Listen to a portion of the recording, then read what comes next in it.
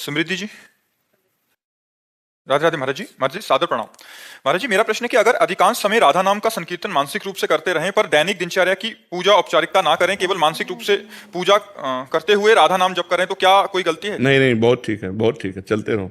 बाहरी पूजा क्रिया से सर्वोत्तम पूजा क्रिया मानसिक है, और हर समय भगवान का सुमिरन करते हुए भगवान का चिंतन अंदर करना, ये बहुत श्रेष्ठ बात है, बहुत उत्तम बात है। लगो ऐसे ही लगो, अंदर ही अंदर खूब भजन करो, इसी से परम कल्याण हो जाएगा। बाहरी हम पूजा कर रहे हैं और अंदर से संसार का चिंतन हो रहा है, तो वो पावरफुल पूजा नहीं हो रही।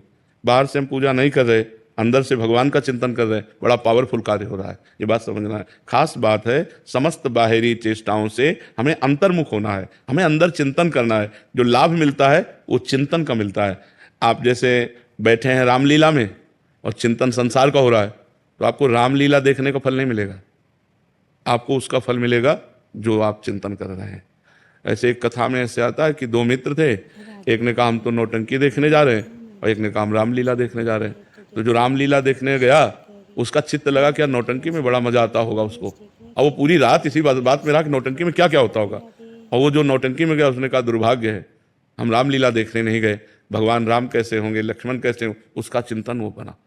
वो बैठा रामलीला में लेकिन उसको फल उसका नहीं मिला, और वो बैठा नौटंकी में लेकिन फल उसको रामलीला का मिला। तो जो फल की अनुभूति होती है वो चिंतन से होती है। हमारा चिंतन कहाँ है? अगर हमारा चिंतन भगवान में है और हम सांसारिक कार्य कर रहे हैं तो हम भगवत मार्ग के पथिक हैं, और यदि हम पूजा कर रहे हैं और चिंतन संसार का है तो भगवत मार्ग के पथिक नहीं है। ये बात समझ लो।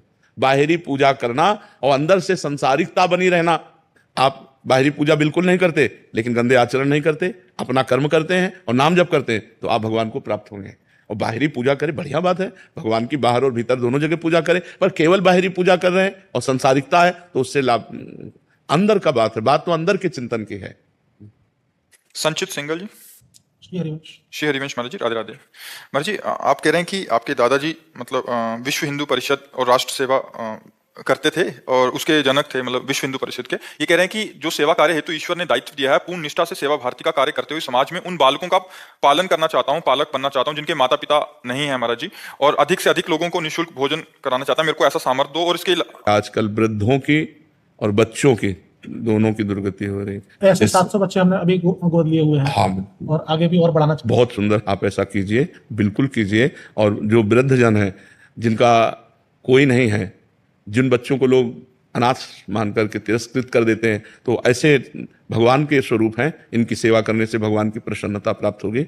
और लौकिक ये सब भगवान ही हैं। सिय राम में सब जग जानी।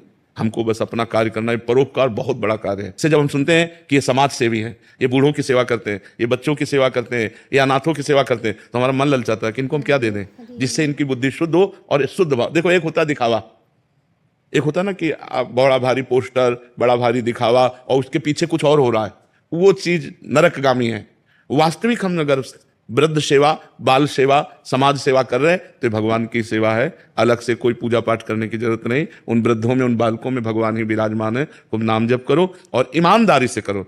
हम कह रहे हैं आपकी क्षमता यदि 10 वृद्धों की सेवा करने की है तो आप 10 ही रखो, 100 मत रखो, लेकिन उन 10 की अच्छी से सेवा करो कि वास्तविक सेवा का स्वरूप आए। तो आपको भगवान सद्बुद्धि दिए हैं, आपको भगवान स्वास्थ्य दिए हैं, आप ऐसा करो। जितने वृद्ध मिले, जितने बालक मिले, उन अनाथों की सेवा करना दीनानाथ की सेवा है, भगवान की सेवा। बहुत अच्छा है, बहुत अच्छा है। महाराज इस सवाल में मैं एक बात कहना चाहता हूँ कि जैसे उन्होंने कहा कि माता पिता से हम अनुमति चाह रहे हैं यदि किसी कार्य को करने के लिए और वो ना मिले, तो मैं ऐसे पिछले 2 वर्षों से अपने माता पिता से एक अनुमति चाहता हूँ। मेरी धर्मपत्नी भी यहाँ मौजूद है और मैं राष्ट्रभक्ति के कार्य में और जो बच्चों के कार्य में लगा हूँ, तो मैं जगह जगह जाकर ऐसे बच्चों को तलाश करके लाता हूँ, बस्तियों में जाकर, और उनके साथ में हमें पूरा समय अगर चाहिए होता है तो मैं चाहता हूँ कि मुझे राष्ट्रभक्ति और बच्चों के समर्थन के लिए पूर्ण समय सहयोग दे दिया जाए और मैं परिवार से अलग रहकर भी उस कार्य को करूँ, समय समय पर परिवार में भी आकर। बिल्कुल बिल्कुल। तो उसके लिए मुझे अनुमति माता पिता से और मेरी धर्मपत्नी से नहीं मिल पा रही। हाँ, पर इनको भी आपके सानिध्य की जरूरत है। जैसे समाज को जरूरत है, ऐसे इनका भी अधिकार है, इनको भी आपके सानिध्य की जरूरत है। तो आप इनकी भी सानिध्य की पूर्ति करते हुए समाज सेवा कीजिए, ना कि इनके